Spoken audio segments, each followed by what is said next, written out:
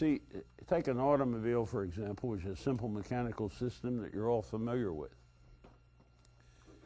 Why is the motor in front? Well, you probably know the reason, because it was originally called a horseless carriage. And therefore, the motor was put where the horse was, in the front of the cart, right?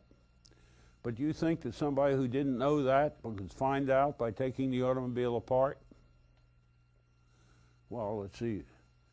The automobile was originally a 6-passenger vehicle. Why? Why wasn't it 5, 4, 15, 9? Why was it 6? Will taking it apart tell you?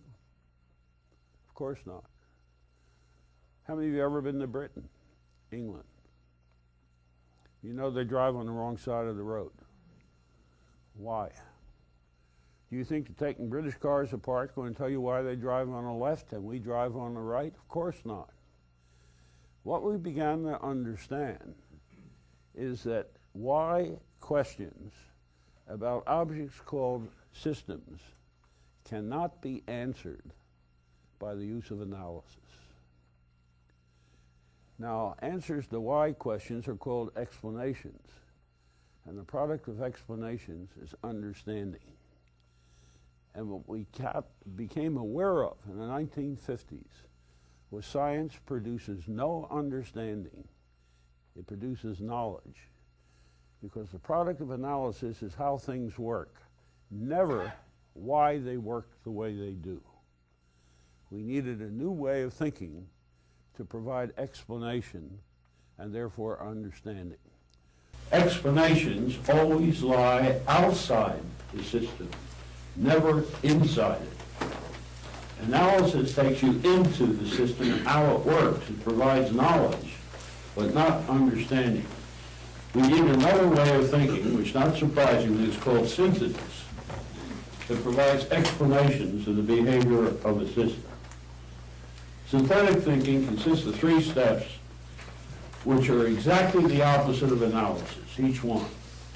In the first step of analysis, you take whatever it is that you want to understand, you take it apart. The first step of synthesis, you take the thing you want to understand and say, what is this a part of? You identify a containing whole of which this is a part. So if I want to understand an automobile, I say it's a part of the transportation system first. When I understand the university, it's a part of the educational system. The corporation is a part of the economic system, and so on. In the second step of analysis, I try to identify the properties and behavior of the parts taken separately. The second step of synthesis, I try to explain the behavior of the containing whole. What's the educational system? What's the transportation system? In the third step of synthesis, I try to aggregate understanding of the parts into an understanding of the whole. In the third step of synthetic thinking, I disaggregate the understanding of the containing whole by identifying the role or function of what I'm trying to explain in that whole. A system is a whole, spelled with a W, that's defined by its function in a larger system of which it's a part. Every system is contained in a larger system, and its role or function in that system is what defines it. So if you take the automobile, coming back to that again, it's defined by the fact that it's an instrument for carrying people from one place to another on the ground, under their control and in privacy. So you describe its function, what it does. You don't describe how it does it. If you want to define a computer, you don't talk about how it works, you talk about what it does, what functions it performs, data processing, calculation, and so on. All systems are parts of larger systems. Every system, then, is defined by its function in a larger system. In order to perform that function, it requires essential parts. These are parts which are necessary for the performance of the function, but not sufficient. So, for example, the motor is necessary for an automobile. You can't run without a motor. It doesn't need a windshield wiper to run. It doesn't need a door handle, doesn't need a cigarette lighter or rugs on the floor. But the motor, the battery, the fuel pump are all essential. Well, that means then that an essential property of a system is that it cannot be divided into independent parts, that its properties derive out of the interaction of its parts and not the actions of its parts taken separately.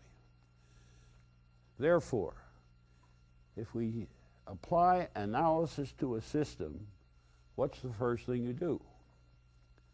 Take it apart. But when you take it apart, what happens? It loses all of its essential properties, and so do its parts. You see, if we brought an automobile in here, it's big enough to take one, and disassembled it and kept every part in this room, we would not have an automobile. We have the parts of an automobile. A system is never the sum of its parts. It's the product of their interactions. So when I take a car apart, it's no longer an automobile. But even more critical is the fact that the motor, which is necessary to move a car, when removed from the car, can't move anything, including itself. It just sits there. You cannot think without a brain. But if a surgeon removes your brain and puts it on a table, it doesn't sit there and think. It's necessary for your thinking. You think, the brain does not think. And when it's separated from the system of which it's a part, it loses its essential function as an instrument for producing thought. Now, think of the implications of that simple property of a system to start with. You go to a business school to learn how to manage and organize an activity, and you look at the course structure. What are the courses on? They're on the parts of a business taken separately. So you study marketing as a separate subject, production is a separate subject, finance is a separate subject, and so on. The net result is at the end of a business school, you have no understanding of what a business is and not even an understanding of the parts. Because you can't study the motor of an automobile independently of the way it interacts with other parts. You can't study production independently of how it interacts with marketing, finance, and personnel, and so on. But the way universities are structured, these are silos of inquiry where each one claims complete autonomy and independence of the others.